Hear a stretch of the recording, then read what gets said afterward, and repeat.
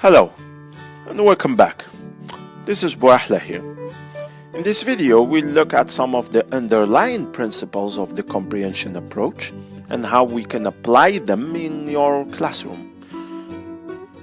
One of the most important principles of the comprehension approach is the concept of the silent period. The silent period refers to the time when the learner is either not confident enough in their speaking ability or doesn't know enough of the language to begin speaking, and so it is mostly silent.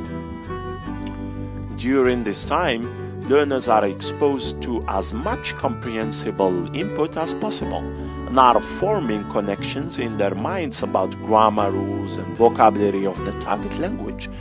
As they learn more and begin to understand basic grammar and vocabulary, they will begin speaking and trying to communicate in the language. The theorists behind the comprehension approach hypothesized that learning a second language is much like learning a first language, and the silent way was essential for the learners to form their own concepts of the language and make those connections before they began speaking. In addition to the silent period, another important concept is the idea of the affective filter. Stephen Krashen put forth the idea that students' emotional state can severely affect their ability to make the necessary connections in their minds and keep them from learning the language as fast as they would like. Situations where the students feel high amounts of anxiety or stress, or where the affective filter is high, make it difficult for students to focus on the language because they are more focused on their inadequacies and limitations than they are on the language itself. By lowering the affective filter or reducing the stress and anxiety students feel, you increase their ability to focus on the language and thus their ability to learn the language. Giving students a silent period where they are free to listen and internalize the language before they are required to speak lowers the effect of the filter and helps students acquire the language faster. Of course, depending on the context you are teaching in, having learners delay the speaking of the language until they feel they are ready may have some negative consequences. Still, there are some techniques found in this approach that you may find useful in your classroom today. Using only the target language in the classroom. Using only the target language in the classroom. Today, many teachers feel they should not use students' native language in the classroom, and many programs have English-only policy, requiring their students to speak only English in the classroom if that is the language they are learning. In some situations where classrooms are heterogeneous, using the native language of the students is impractical because most teachers don't speak that many languages to the fluency needed. However, it is common in non-English speaking countries to find classes where all the students speak the same native language. In those situations, it is much more common to find use of the native language in the classroom. By using only the target language in the classroom, teachers can expose their students to more comprehensible input and provide more opportunities for their students to practice in the target language.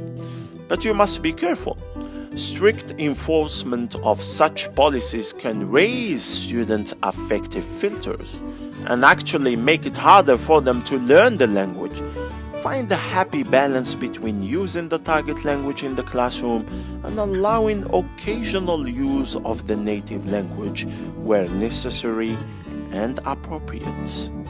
Using visual aids to convey meaning.